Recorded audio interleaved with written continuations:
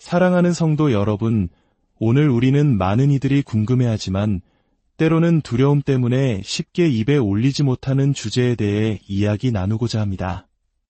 바로 영적 전쟁입니다.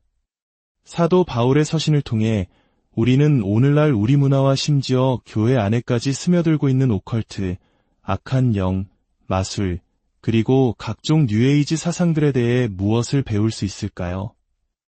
이 심오한 여정을 시작하기에 앞서 잠시 시간을 내어 이 채널을 구독하고 좋아요를 눌러주시면 감사하겠습니다. 여러분의 작은 손길 하나하나가 이 진리의 말씀이 어둠 속에서 길을 찾는 더 많은 영혼에게 닿게 하는 귀한 도구가 됩니다. 여러분의 섬김 위에 하나님의 풍성한 은혜가 함께하기를 기도합니다.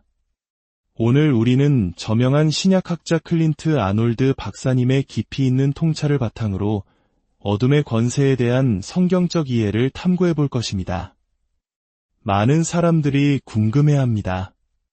어떻게 신학자가 이런 어둡고 신비로운 주제에 깊이 빠져들게 되었을까요?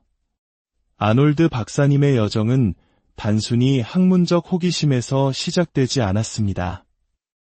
그것은 신자의 삶 속에서 하나님의 살아있는 능력을 실제로 경험하고 싶다는 뜨거운 갈망에서 비롯되었습니다.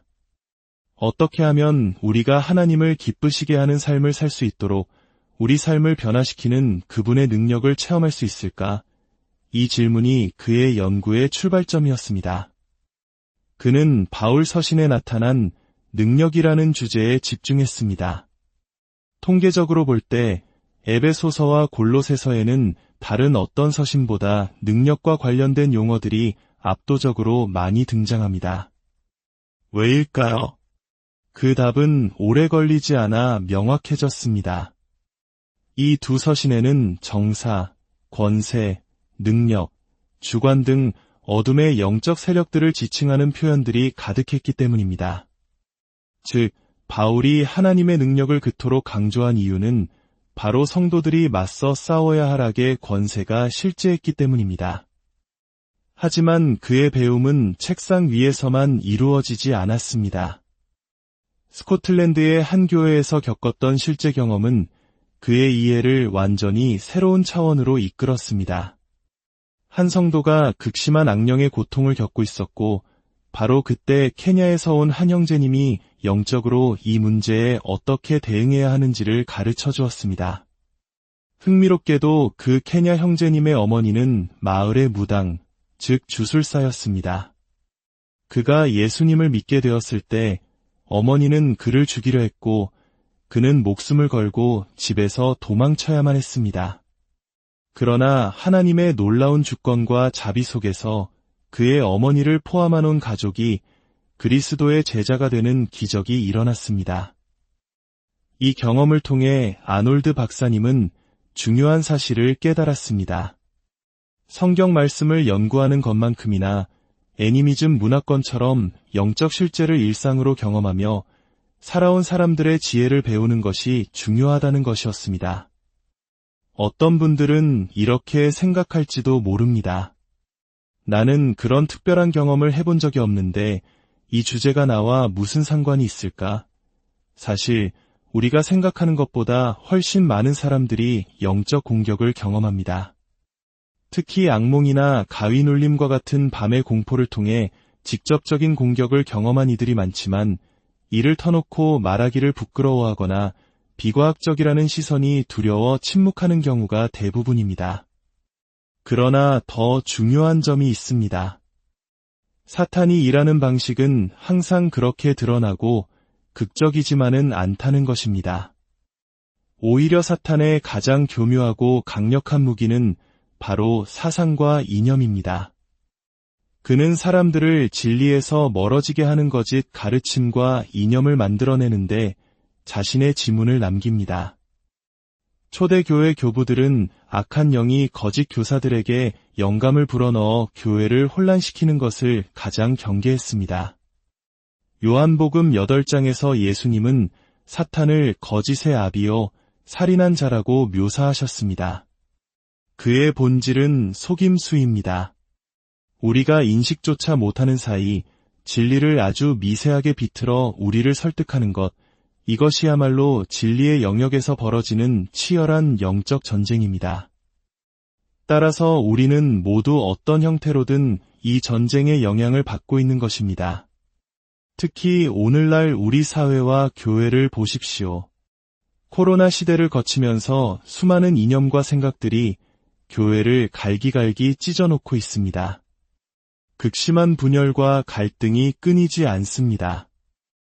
우리는 이것을 단순히 사상적 대립으로만 보아서는 안 됩니다. 그 배후에서 분열을 조장하고 교회를 무너뜨리려는 악한 영의 역사가 있음을 직시해야 합니다. 그렇다면 어떤 현상이 단순히 심리적인 문제인지 아니면 악한 영의 역사인지 어떻게 구별할 수 있을까요? 이것은 매우 어렵고 복잡한 질문입니다. 사실 많은 경우 이 둘은 복잡하게 얽혀 있습니다. 인간은 영과 혼과 육이 통합된 존재이기 때문입니다. 사탄은 우리의 심리적 약점과 상처를 교묘하게 파고들어 그것을 자신의 통로로 삼습니다. 따라서 우리는 통합적인 접근이 필요합니다. 심리적인 측면을 돌보는 동시에 반드시 영적인 요소가 개입되어 있음을 잊지 말아야 합니다. 고대 세계에서는 의학과 영성이 분리되지 않았습니다. 마찬가지로 오늘날 우리도 한 사람의 회복을 위해 의학적, 심리적, 그리고 영적인 접근을 모두 고려해야 합니다. 특히 자연주의적 세계관에 익숙한 우리는 영적인 차원을 무시하거나 간과하기 쉽습니다. 기도가 필요하다, 하나님의 개입을 구해야 한다는 생각을 의식적으로 하지 않으면 우리는 이 싸움의 가장 중요한 부분을 놓치게 될 것입니다. 바울이 살았던 1세기 로마 제국으로 시간여행을 떠나봅시다. 그 시대 사람들에게 영적인 세계는 너무나 현실적이었습니다. 유대인이든 헬라인이든 그 누구도 영적 존재의 실제를 의심하지 않았습니다. 문제는 그것을 어떻게 다룰 것인가였습니다. 점성술, 마술, 주술 등은 기독교의 하나님에게서 온 것은 아니었지만 사람들은 초자연적인 영역과 매일 상호작용하며 살아가고 있었습니다. 그들의 세계관 속에서 영적 세계는 현실이었고 그들은 스스로를 매우 취약한 존재로 여겼습니다. 나 자신을 어떻게 보호해야 할까? 만약 내 딸이 40도가 넘는 고열로 사경을 헤맨다면 나는 누구에게 도움을 청해야 할까? 이런 상황에서 사람들은 항상 영적인 해답을 먼저 찾았습니다. 그들은 공동체에서 영적인 지혜와 지식을 가진 사람, 오늘날의 인류학자들이 사먼 또는 주술사라 부르는 이들을 찾아가 어떤 주문과 의식을 행해야 문제를 해결할 수 있는지 물었습니다. 바울의 가르침은 바로 이런 세상 속에서 선포되었습니다. 그는 구약 성경에 깊이 뿌리내린 유대인이었습니다. 구약은 악한 영에 대해 신약만큼 명시적으로 말하지 않는 것처럼 보일 수 있지만 그 근간을 이루는 중요한 가르침이 있습니다. 신명기 32장은 이방인들이 우상에게 바치는 제사는 본질적으로 악한 영에게 하는 것이라고 말합니다. 시편 106편 역시 가나안 신들에게 바치는 제물이 사실은 악한 영에게 드려지는 것이라고 증언합니다. 즉, 우상 숭배의 배후에는 악한 영이 도사리고 있다는 것이 구약의 핵심적인 세계관입니다. 십계명에서부터 구약 전체를 통해 하나님께서 우상 숭배를 얼마나 미워하시는지 우리는 잘 알고 있습니다. 바울은 고린도전서 10장에서 이 가르침을 그대로 이어받아 이방인이 제사하는 것은 귀신에게 하는 것이요 하나님께 제사하는 것이 아니니라고 선포합니다. 물론 바울에게 가장 큰 영향을 미친 것은 스승이신 예수님의 가르침과 사역이었습니다. 마태, 마가, 누가복음을 보면 악한 영의 활동이 매우 두드러지게 나타납니다. 이는 하나님의 나라와 긴밀하게 연결되어 있습니다.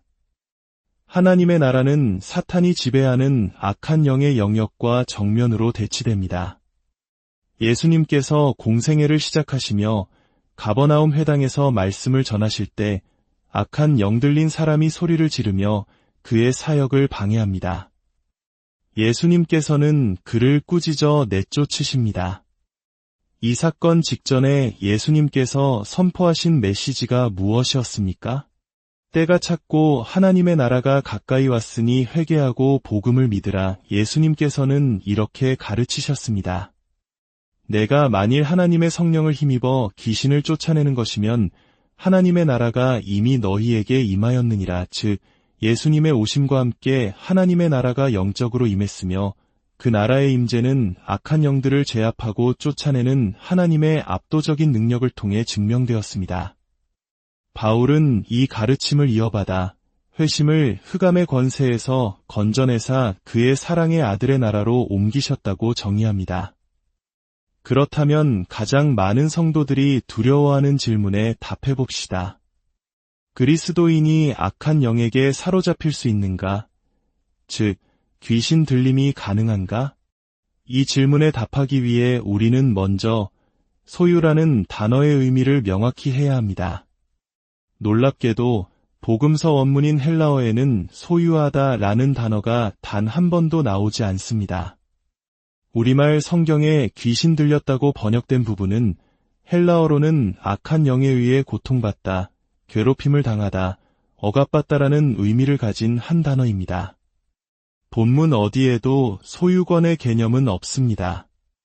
만약 우리가 소유를 소유권의 의미로 이해한다면 그 질문은 이미 완전히 그리고 영원히 해결되었습니다. 우리가 흑암의 권세에서 하나님의 아들의 나라로 옮겨졌다면 우리의 소유권은 이제 하나님께 속해 있기 때문입니다. 성경에서 소유에 대한 용어는 오직 한 방향으로만 사용됩니다. 바로 우리가 하나님께 소유되었다는 것입니다. 우리는 성령으로 인치심을 받았으며 온전히 그분께 속해 있습니다. 사탄은 결코 우리에 대한 하나님의 소유권을 훔쳐가거나 빼앗을 힘이 없습니다. 그러니 우리는 이 진리 안에서 온전한 평안을 누릴 수 있습니다. 하지만 그렇다고 해서 사탄이 우리에게 아무것도 할 수 없다는 의미는 아닙니다. 우리는 사탄의 영향력에서 완전히 면역되어 있거나 그가 우리를 괴롭히고 해치고 고통을 줄 수 있는 다양한 방법들을 과소평가해서는 안 됩니다. 그는 여전히 긴 목줄에 매여 있지만 그 안에서 수많은 해악과 고통을 만들어낼 수 있습니다. 우리는 하나님께 소유되었다는 확고한 진리 위에 서서 동시에 그의 공격에 맞서 싸워야 할 존재임을 기억해야 합니다. 그렇다면 우리는 어떻게 사탄에게 틈을 주지 않을 수 있을까요? 먼저 기억해야 할 것은 우리의 싸움이 사탄하고만 있는 것이 아니라는 점입니다. 성경은 우리의 대적이 세상, 육신, 그리고 마귀라고 분명히 말합니다. 내 안에 일어나는 정욕적인 생각이나 분노를 모두 사탄 탓으로 돌릴 수는 없습니다. 그것은 아담의 죄로 인해 죄성을 갖게 된 우리 자신의 육신에서 비롯될 수 있습니다. 또한 우리는 하나님을 등진 이 세상의 풍조와 이념, 문화 속에서 끊임없는 압박을 받으며 살아갑니다. 사탄은 이 두 가지, 즉 우리의 연약한 육신과 세상의 악한 흐름을 이용합니다. 그는 마치 조커처럼 이미 존재하는 악을 부추기고 증폭시킵니다.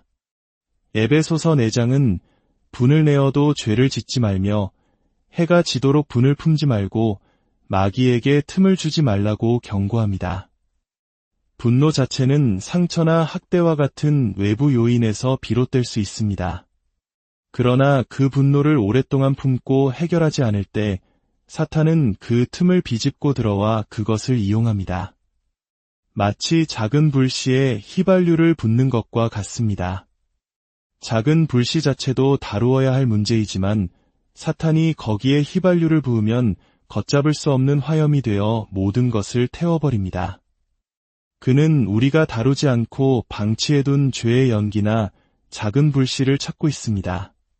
그리고 기회를 포착하면 거기에 휘발유를 부어 우리의 삶에 걷잡을 수 없는 문제를 일으키는 것입니다. 따라서 틈을 주지 않는다는 것은 하나님 앞에서 죄의 문제를 미루지 않고 즉시 해결하는 것을 의미합니다. 죄를 즐기는 사치를 스스로에게 허용하지 않는 것입니다.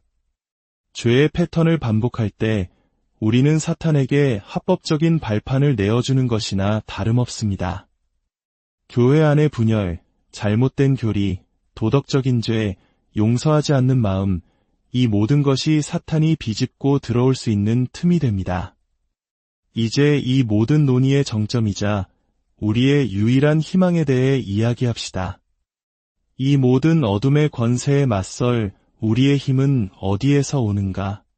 그것은 그리스도 안에서 우리의 위치를 아는 것에서 시작됩니다. 골로새서 2장 9절과 10절은 이 모든 영적 전쟁의 현상을 이해하는 기초가 되는 놀라운 선포입니다. 그 안에는 신성의 모든 충만이 육체로 거하시고 너희도 그 안에서 충만하여졌으니 그는 모든 통치자와 권세의 머리시라. 이 말씀을 깊이 묵상해 보십시오. 예수 그리스도 안에는 하나님의 모든 충만하심이 담겨 있습니다. 그리고 우리는 바로 그 그리스도와 연합하여 그 안에서 충만해졌습니다. 그분은 사탄과 그 모든 악한 영들을 포함한 모든 정사와 권세의 머리가 되십니다. 그들의 주인이시며 통치자이십니다. 이것이 우리에게 의미하는 바는 무엇일까요? 만약 우리가 영적 공격을 받고 있다고 느낄 때 우리는 특별한 퇴마사나 주술사를 찾아 헤맬 필요가 없다는 것입니다. 우리 각자는 모든 권세의 머리 대신 예수 그리스도와 개인적으로 연결되어 있습니다. 우리는 그분의 능력과 권세를 공유합니다. 그 권세에 근거하여 우리는 어둠의 세력에 맞서 담대히 설 수 있습니다. 우리는 기도를 통해 그리고 때로는 예수 그리스도의 이름으로 명령하며 그 권세를 사용할 수 있습니다. 사랑하는 성도 여러분, 영적 전쟁은 두려움의 대상이 아니라 믿음으로 승리해야 할 현실입니다. 우리의 싸움은 혈과 육에 대한 것이 아니요 하늘에 있는 악의 영들에 대함입니다. 그러나 우리는 혼자가 아닙니다. 우리 안에는 세상보다 크신 이가 계십니다. 우리의 힘은 우리의 의지나 노력이 아니라 주님과의 깊은 연결에서 나옵니다. 에베소서 6장 10절은 말합니다. 끝으로 너희가 주 안에서와 그 힘의 능력으로 강건하여지고 우리의 힘은 주 안에서 나옵니다. 그리스도와의 관계를 매일 새롭게 하고 그분 안에 거할 때 우리는 그 어떤 어둠의 권세도 이길 수 있는 힘을 공급받습니다. 오늘 이 말씀을 통해 막연한 두려움이 사라지고 그리스도께서 이미 십자가에서 이루신 완전한 승리에 대한 확신이 여러분의 마음에 가득하기를 소망합니다. 여러분은 패배한 적과 싸우고 있는 것입니다. 사탄은 예수님의 발 아래 있습니다. 그러므로 주 안에서 강건하십시오. 하나님의 전신갑주를 입고 모든 악한 영의 괴계를 능히 대적하며 굳건히 서십시오. 여러분의 삶에 하나님의 평강과 승리가 늘 함께하기를 주님의 이름으로 축복하고